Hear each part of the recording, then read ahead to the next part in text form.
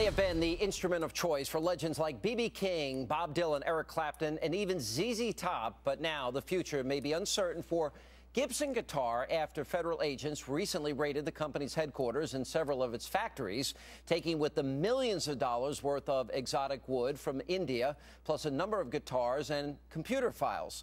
Now, the feds are claiming that Gibson illegally imported the wood, and according to government documents, if the wood had just been finished by workers overseas instead of by Americans, then it would have been perfectly legal to import.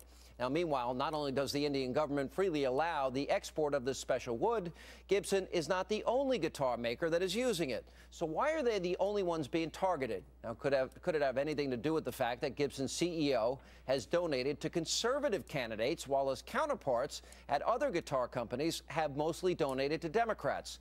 Now, the Attorney General, Eric Holder, insists that no politics are involved, but some members of Congress are now outraged, calling for an investigation and demanding answers. Joining me now with reaction is the CEO of the great Gibson Guitar Company, and that's Henry Juszkiewicz is with us. Henry, how are you? Very well. Thank you for having me. Every musician I know, it's got to be Gibson. I was talking to Ricky Medlock, Leonard Skinner, one of their great guitarists. He was outraged over this as well, and as are many others. Here's what I want to understand here. So America needs jobs.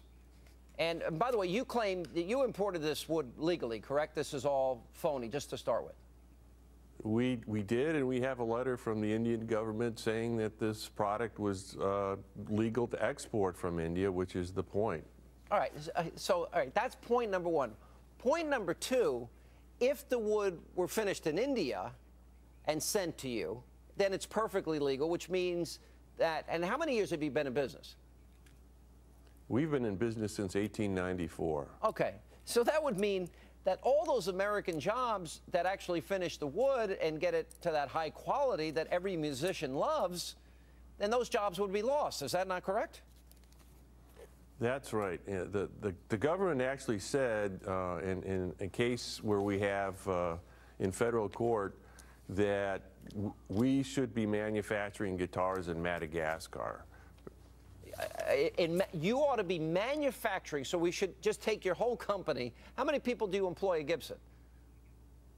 We employ approximately 1,200 people in the United States. Okay, you know what? 1,200 people at a time when jobs are tight, those are important jobs, because that would mean 1,200 people having a very difficult time in a very difficult economy getting the, getting new work. All right, so let me ask you this. You sent a letter to President Barack Obama. Why don't you tell us about it? I sent a letter when we first got attacked approximately 2 years ago, and said, what do I do? And I mentioned all the things that we've done to get the right kind of wood, working with the Rainforest Alliance and the Forest Stewardship Council, and we've been very active, actually, in getting wood sourced that is environmentally friendly and so forth. Yeah. And we saw nothing wrong. We had all the appropriate documents to import the wood and so forth, and we had a hostile raid with no notice. I sent the letter and basically have never gotten a response.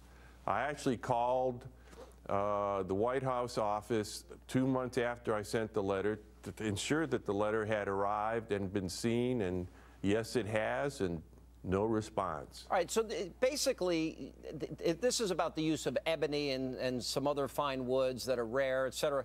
But if you have the permission of the Indian government, which you do, then you have the right to import it.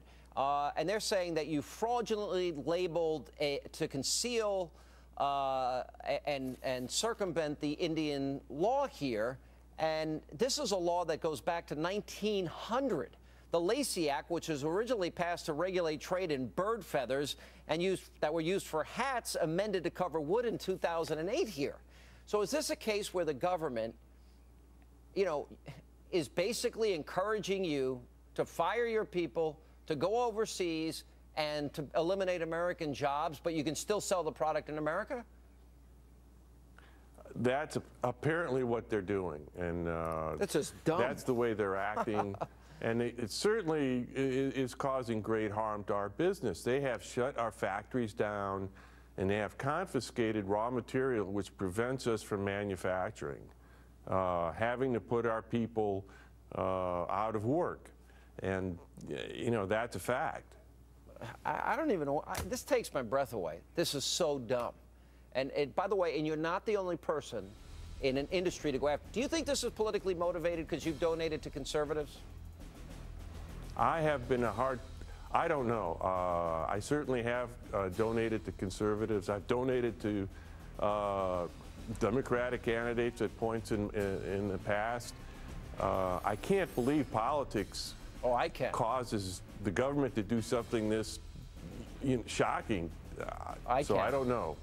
Well, look how many conservatives got audited in the Clinton years. Interesting story there, I believe. Anyway, I wish you the best, and congratulations on your great product. And it's sad to hear that a great company that employs American workers are being told to move to Madagascar or wherever they're telling you to go.